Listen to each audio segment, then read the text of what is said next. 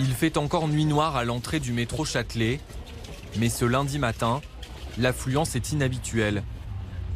À 5h23, le trafic sur les lignes automatiques, non impactées par la grève, n'a même pas encore repris.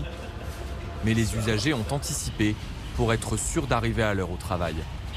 J'ai sorti à 3h20 de chez moi de Aubervilliers plus, c'est pas au bout du monde là. Et je dois faire 2h30, là, 3h pour arriver à là. Voilà, après il faut une petite demi-heure pour arriver à mon boulot là. Tout le monde semble prendre son mal en patience. Pourtant, l'exaspération est chaque jour de plus en plus forte. C'est insupportable, vous voyez, c'est insupportable. Ce sont les mamans et les papas qui vont aller travailler, juste pour payer les loyers, juste pour manger. Un ras-le-bol partagé par les voyageurs à la gare du Nord. Fatigués, énervés, mais je comprends pas. Donc je pense que de toute façon, ils veulent pas s'arrêter. Personne ne peut lâcher. Et que ça sert à rien. On a vraiment marre parce que au bureau, on a quand même besoin d'être sur place, même si on nous privilégie le télétravail, mais c'est pas toujours ça, quoi. Dans des couloirs d'accès étroits, parfois totalement remplis, le risque de chute ou de bousculade est réel. RATP et SNCF mettent en place des équipes pour gérer les flux de voyageurs.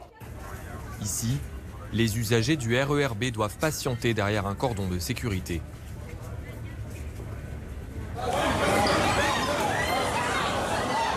Une fois l'autorisation donnée, c'est la course. La ligne, qui relie le nord au sud de la capitale, est l'une des plus saturées depuis le début du mouvement. Je suis déjà habitué, donc là je suis arrivé, je regarde. Si je vois que c'est un peu dangereux, je vais aller vers la 4. Donc et après je vais voir. Pour des raisons de sécurité, avant une nouvelle journée de mobilisation prévue ce mardi, la direction de la SNCF appelle les usagers à ne pas se rendre dans les gares. C'est très compliqué de dire à des voyageurs télétravaillez ou prenez des congés pendant une période aussi longue que 11 jours. J'entends complètement ça.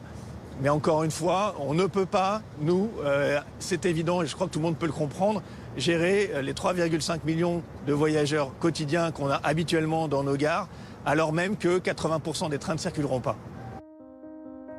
Ceux qui le peuvent choisissent déjà de prendre leur voiture. En Île-de-France, plus de 600 km de bouchons ont été comptabilisés peu avant 9h. C'est 2 fois plus qu'une journée normale. Des embouteillages qui rallongent considérablement les temps de trajet de chaque automobiliste. Si les employeurs font preuve de compréhension, ces retards sont devenus un casse-tête dans l'enseignement supérieur, en pleine période d'examen. À l'université de Cergy-Pontoise, à une trentaine de kilomètres de Paris, les étudiants sont très dépendants des trains de banlieue. Dans ce contexte, presque impossible d'arriver à l'heure. Moi, je pars de Maison-Alfort. Je dois prendre la ligne D pour descendre à Châtelet, pour prendre la A. Et c'est assez compliqué. Des fois, il n'y a pas de train. Donc, je suis obligé de rester là-bas et voilà. Aujourd'hui, j'ai pris un Uber, donc de Bois d'Arcy, c'est au 78. Et donc, ça m'a coûté quand même 68 €. Donc, voilà. C'était la seule solution en fait C'était la seule solution aujourd'hui pour venir ici parce qu'il n'y avait ni bus, ni train. Pour ce mardi, la direction a pris une décision exceptionnelle. Tous les partiels prévus sont annulés.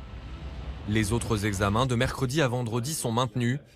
Les professeurs promettent d'être souples. Pour ceux qui sont dans l'incapacité de venir, on essaiera de trouver des solutions au sein des composantes pour organiser des épreuves de rattrapage avant la seconde session des examens qui aura lieu en juin. Une garantie a été posée.